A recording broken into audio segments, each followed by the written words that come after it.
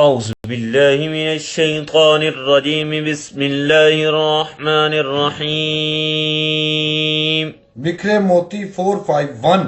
عورت کا حسن کردار روح کی پاکیزگی ہے۔ ہر انسان کی خواہش ہوتی ہے کہ وہ ہمیشہ تندرست رہے، اسی طرح خواتین بھی تندرست رہنا چاہتی ہیں، مگر خواتین میں ایک اور بھی جذبہ ہوتا ہے اور وہ ہے خوبصورتی بڑھانے اور سنگار کرنے کا۔ یہ دونوں جذبے ہمارے جسم سے تعلق رکھتے ہیں، یعنی تندرست رہنے اور خوبصورتی بڑھانے کا جذبہ۔ مگر کیا کبھی آپ نے یہ بھی سوچا ہے کہ اپنی روح کی بالیدگی، روح کی صحت اور روح کے حسن کے لیے آپ کیا کرتی ہیں؟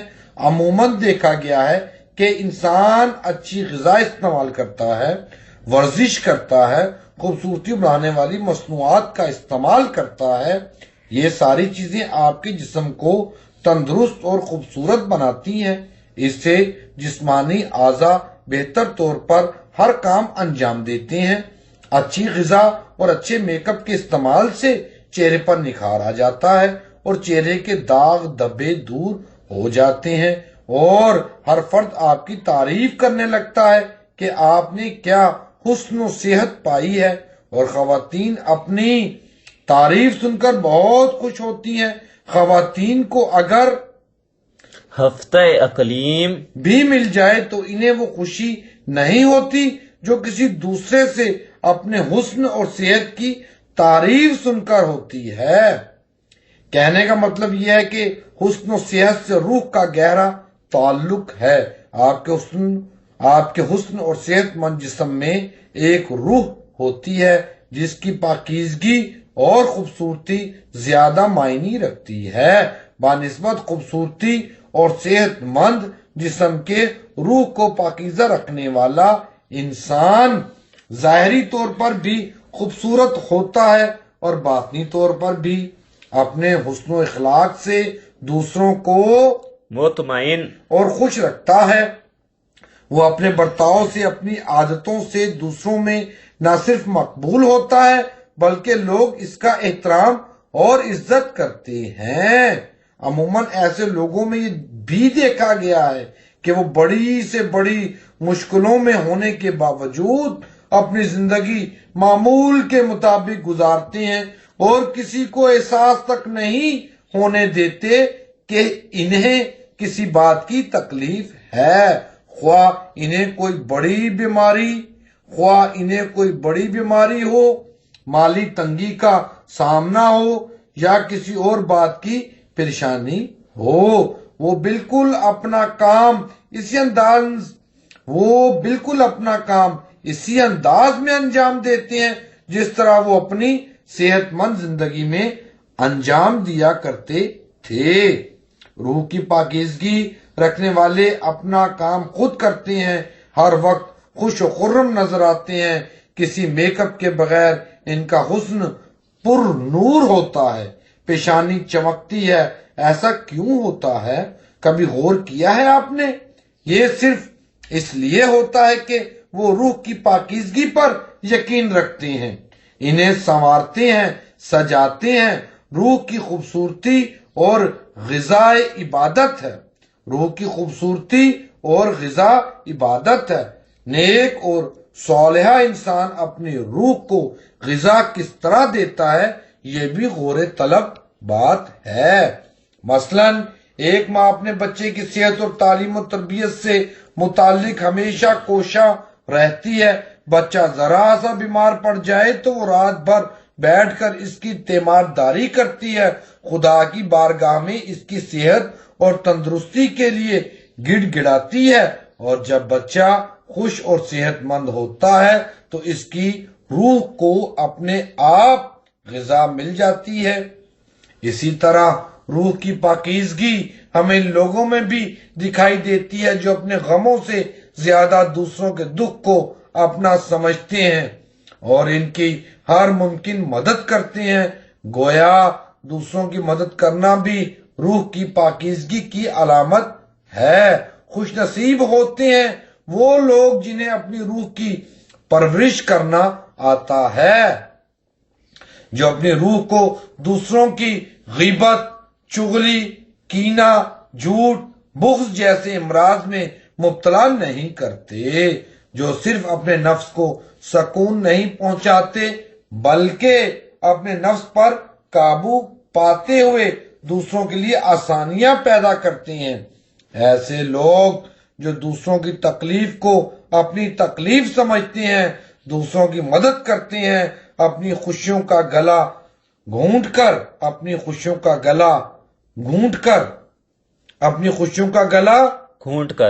دوسروں کو سکھ پہنچاتے ہیں اور اپنے نفس پر ہر ممکن قابو پاتے ہیں، وہی انسان پاکیزہ روح رکھتے ہیں۔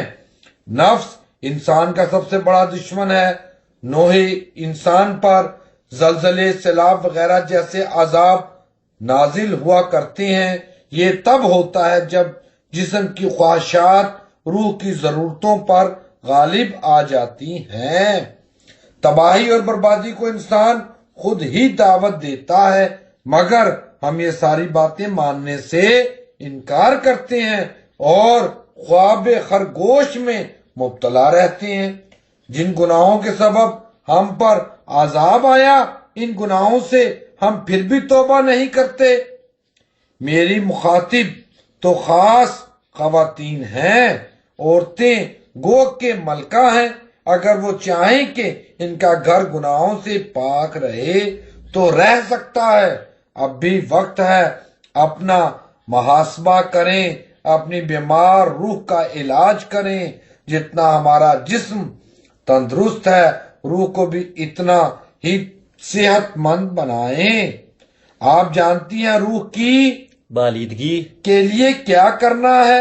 اس سے پہلے کہ ہم پر کوئی آفت آئے، معافی مانگ کر اپنے آپ کو آنے والے روشن مستقبل کے لیے تیار کر لیں۔ دوسروں سے اپنا مقابلہ نہ کریں۔ دوسروں نے قرآن مجید جیسے لاہ عمل کو پڑھا ہی نہیں ہے، وہ اسلام کی چاشنی سے روشناس ہی نہیں ہوئے ہیں۔ وہ اگر پیاسی ہیں تو مجبور ہیں، دریا ان سے کافی دور ہے، مگر ہم تو دریا کے قریب رہ کر بھی پیاسے ہیں۔ روح کی پیاس بجھانا کوئی بہت بڑا عمل نہیں ہے اور نہ ہی بہت بڑا کام ہے۔ انسان کو اپنی روح کی خوبصورتی اور صحت کے لیے صرف اور صرف اپنے نفس پر قابو پانے کی ضرورت ہے۔ آج اگر ہماری روح زخمی ہے تو اس کی وجہ بھی ہم خود ہیں کہ ہم نے گھروں میں نحوستیں پال رکھی ہیں۔ اس کی وجہ بھی ہم خود ہیں کہ ہم نے گھروں میں نحوستیں پال رکھی ہیں۔ اس کی وجہ بھی ہم خود ہیں کہ ہم نے گھروں میں نحوستیں پال رکھی ہیں۔ اپنوں سے ناتا توڑ لیا ہے، محبت کو بالائے طاق رکھ دیا ہے، دولت کے پجاری ہیں، اوریانیت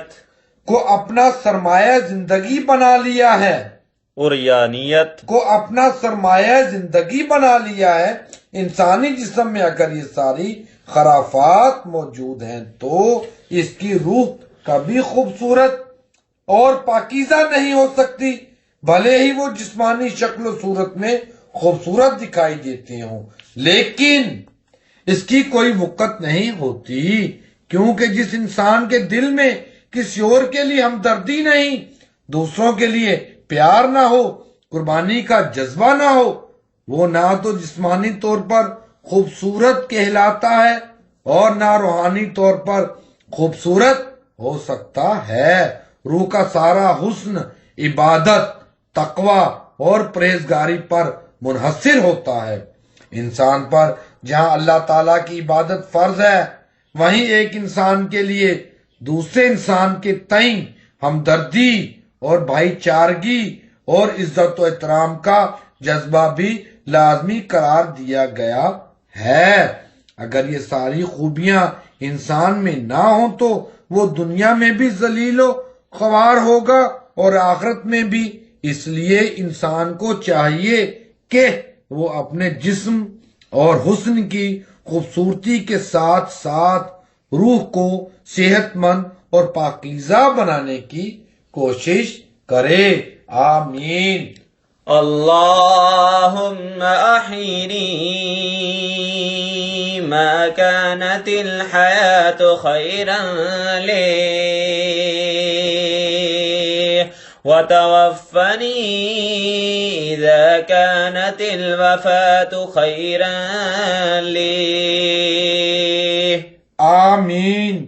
اے اللہ زندگی دے مجھ کو جب تک ہو زندگی میرے لیے بہتر.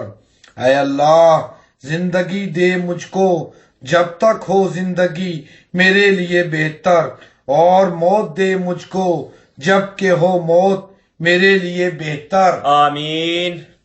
ربنا وجعلنا من المسلمين لك ومن ذريتنا أمة مسلمة لك وأرنا مناسكنا وتب علينا إنك أنت التواب الرحيم. اے پروردگار ہمارے، اے پروردگار ہمارے، اور کر ہم کو حکم بردار اپنا، اور ہماری اولاد میں بھی کر ایک جماعت فرما بردار اپنی، اور ہماری اولاد میں بھی کر ایک جماعت فرما بردار اپنی. بتلا ہم کو قاعدے حج کرنے کے، اور ہم کو معاف کر، بے شک تو ہی ہے توبہ قبول کرنے والا مہربان. آمین. جزاک اللہ. 21/2/2015. اللہ اکبر.